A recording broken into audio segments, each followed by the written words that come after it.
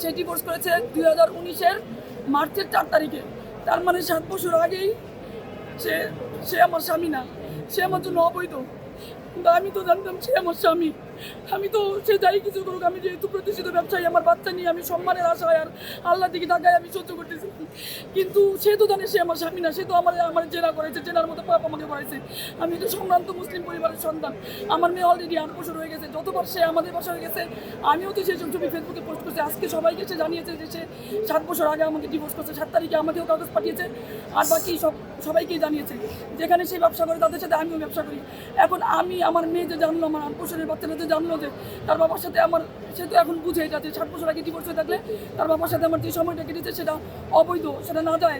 আমার বাচ্চা এই সমাজে মুখ দেখাবে কীভাবে, আর আমি আজকে সমাজে মুখ দেখাবো কীভাবে? আমি এটা ন্যায় বিচার চাই, আমি সুষ্ঠু বিচার চাই, আমি এই আদালতে সুষ্ঠু বিচার চাই। দেশের প্রধানমন্ত্রী, রাষ্ট্রপতি এবং জনগণের কাছে আমার এই দাবি রইল যে আমার সাথে আমার সন্তানের সাথে শুরু থেকেই সবসময় আনফেয়ার করা হয়েছে। সে আমাদের সামাজিক সম্মান দেয় নাই, আর্থিক কোনো ভরণ পোষণ দায়িত্ব সে নেয় নাই, আমিও কখনো চাই নাই। কিন্তু সে আমার যে অসম্মান করলো, আমার দুনিয়া আখের দুইটাই সে নষ্ট করছে। আমি এটার সঠিক বিচার চাই, সঠিক বিচার চাই। ঠিক আছে।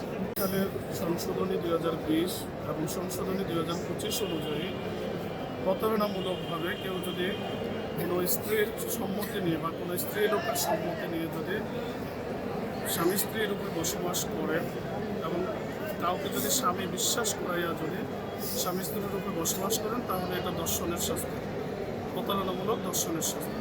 আর এখানে যাবজ্জীবন সাজার কথা আইনে বলা আছে।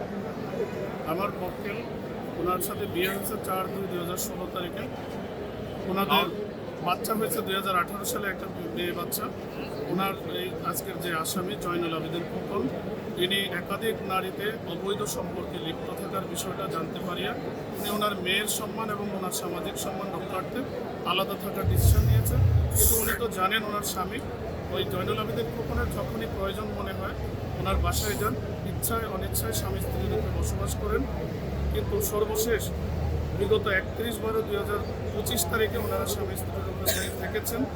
এরপরে উনি আবার জানতে পারেন যে উনি ওই সেই আগের সেই পরনারীতে উনি আসক্ত, মদ্যপতে আসক্ত, যার বিষয়টা উনি জানতে পারে। ওনাকে যখন কোয়ারি করলেন আসামি বললো, তোর সাথে তো আমার কোনো সম্পর্ক নেই, তোর তো আমি ডিভোর্স দিয়েছি, কাগজ যাবে কাগজ পাবে। পরবর্তীতে 7/2/2026 তারিখে 7 ফেব্রুয়ারি 2026 তারিখে উনি একটা লোক মারফতে ডিভোর্সের কাগজ পাঠিয়েছেন। ডিভোর্সের কাগজটা দেখে আমরা দেখলাম যে বিগত 4/3/2019 সালে উনি আমার মক্কেলকে ডিভোর্স দিয়েছেন। এই 19 সালে ডিভোর্স দিয়ে 4/3/2019 সালে ডিভোর্স দিয়ে সেটা গোপন রেখে স্বামী স্ত্রীর রূপে থাকার কারণে আইন অনুযায়ী উনি 19-9-1 দর্শনের অপরাধ করেছেন। নারী শিশু আইনের 9-1 দর্শনের অপরাধ করেছেন। আজকে আদালতে শুনানি হয়েছে উভয় পক্ষ, সিএমএম আদালতে, মাননীয় সিএমএম আদালতে। অপরপক্ষ বলেছেন যে মাননীয় আদালত, আমি আমার মেয়েকে দেখতে যাই, আর আমার মেয়ে যেহেতু ওখানে আছে, যদি ওনারা যদি এই স্বামী স্ত্রীর শারীরিক সম্পর্কে কোনো প্রমাণ দেখাতে পারে, জামিন চাই না। তার প্রতি উত্তরে আমরা আদালতকে ওনার বাসায় উনি যেহেতু ওনার মেয়ে নিয়ে আলাদা থাকে এবং ব্যবসায়ী, যার জন্য উনি সিকিউরিটির জন্য সিসিটিভি রেখেছেন। আমরা বিজ্ঞ আদালতে সিসিটিভির ভিডিওটা বিজ্ঞ আদালতে দিয়েছি।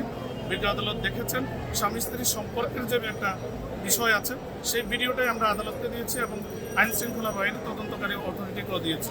আমরা আদালতে পাল্টা বলেছি, আদালত এই ভিডিওটার যদি সত্যতা না থাকে আমাদের বিচার করবে। এতদূর বলেছি, আদালত এটা আদেশের জন্য রেখেছে।